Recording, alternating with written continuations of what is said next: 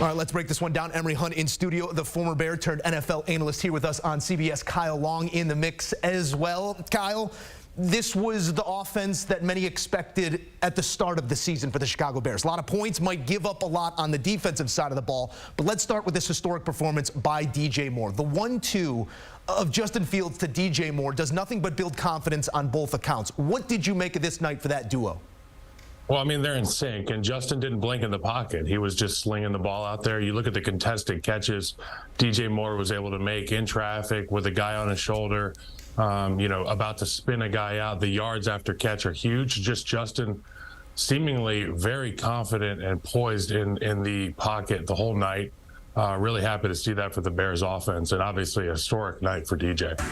Yeah, I was more excited about how this offense looked like it had a plan in terms of things kind of setting up the next thing. And we didn't see that earlier in the year from Chicago. We saw it at times, but I thought this time we saw it for a full 4 quarters, which allowed Justin Fields to get into that groove, which allowed other guys to find their rhythm and settle in, which allowed that offensive line to find its rhythm and settle in. So whatever was the game plan this weekend, make sure you keep that for the rest of the season. Yeah, this was heady space for DJ Moore. As you take a look, 230, just 19 off of the record set by Kyle Long's former teammate and Alshon Jeffrey. And I'm sorry, this is not a night for negativity for Bears fans, but he should hold that record. I have yet to see an angle where he stepped out of bounds on that one long reception by DJ Moore. Looking forward to the end zone view on Friday morning, but I digress.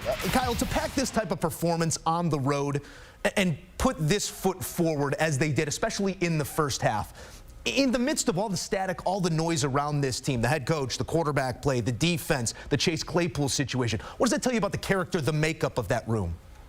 Well, the makeup of the room is obviously really strong, and me being in the media and us being in the media, we want to find things to talk about every week. But really, the important thing is the relationship with Coach Getsy and Justin Fields. And obviously, they found a way to say, "Hey, look, we're going to pass here early. We're going to be aggressive to set up this run game," and it paid dividends. Even with a unit that had guys shifted around, you saw Cody Whitehair back in there at center today. They looked comfortable, and they looked like the defense was on their heels the entire time. So, I mean, that speaks to the communication and the real relationship going on in that quarterback room and in the team meeting room. I mean, you saw it, Kyle, just from the start of the game, taking the ball on offense instead of deferring. They wanted the football to go down the field and put points up on the board. I like the fact that the nation got a chance to see why this is the NFL. Why, when you throw out words like terrible, garbage, horrible, bad, putrid, we're talking about these teams. Anybody can beat anybody on any given day, and we saw this play out tonight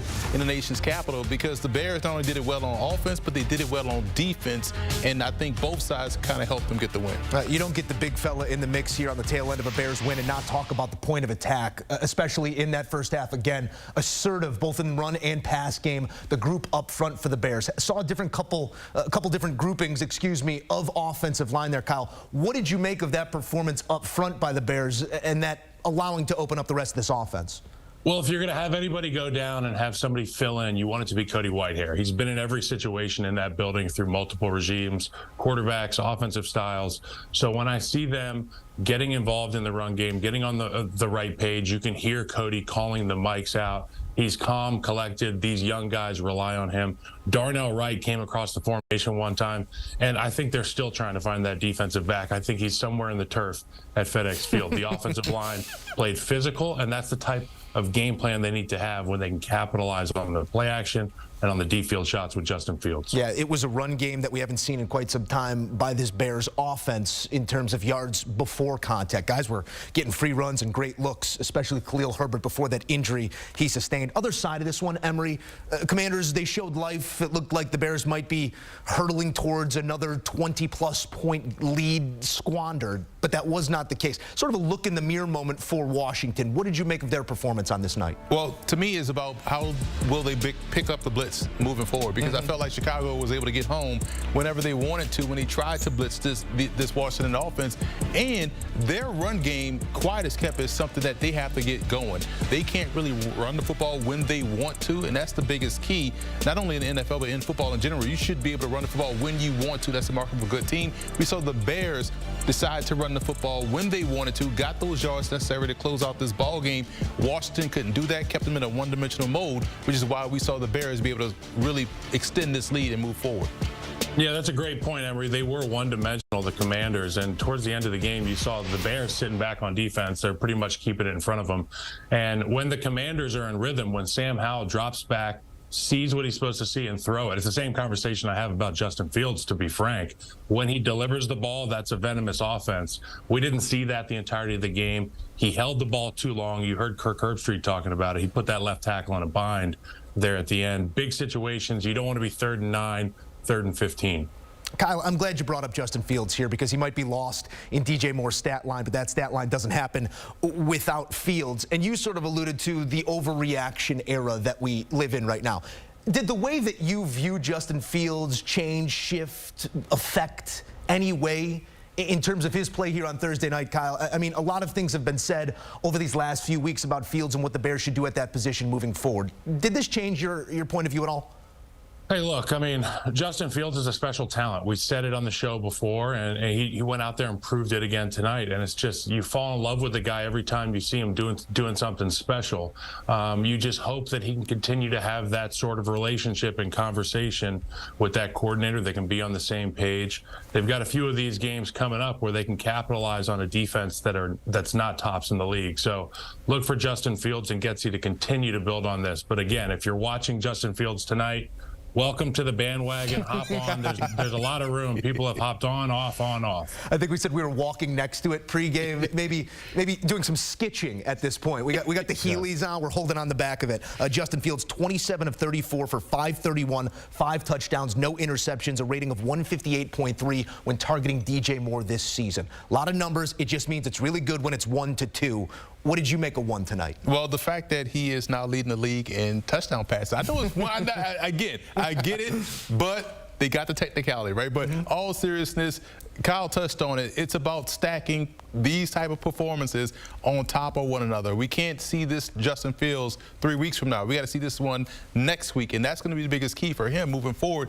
Continue to stack those positive things. You saw him work the football deep down the field. Yeah, he missed on a few deep balls, but you saw him take those risks going downfield. You saw him be more confident in testing the intermediate level of the field. You saw him take off more decisively than usual. So when you make up your mind, make a play, whether it's good or bad, you just want to see that decisiveness, and you want to see him stack these positive performances. So for me, it showed me that, hey, maybe they need another big wide receiver out there. And there's one coming out from Ohio State as well. I'm going to beat that drum all throughout the spring. But I do like the fact that we saw him have a positive performance on a national scale. Hey, you lose 14 in a row. It feels like that next win might never come. It comes here on Thursday night for the Bears.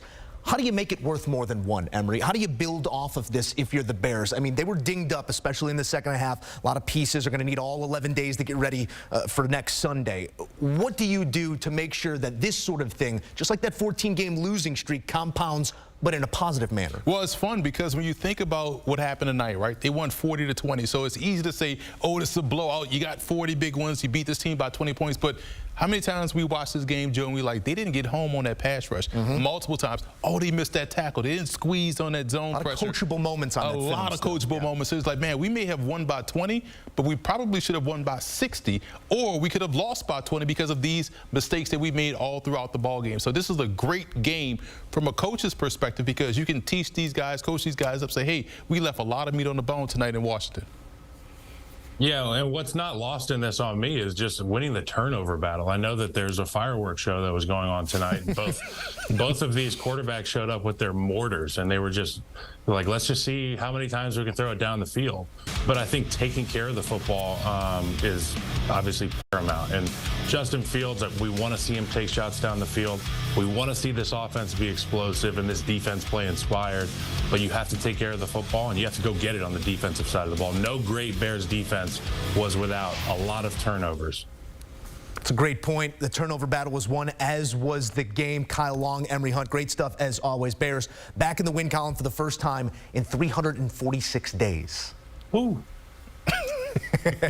And don't forget, coming up this weekend on CBS and streaming on Paramount Plus, the biggest games anywhere you're going. You got Chiefs-Vikes in that 4:25 slots. The Jets and the Nathaniel Hackett revenge game taking on the Broncos.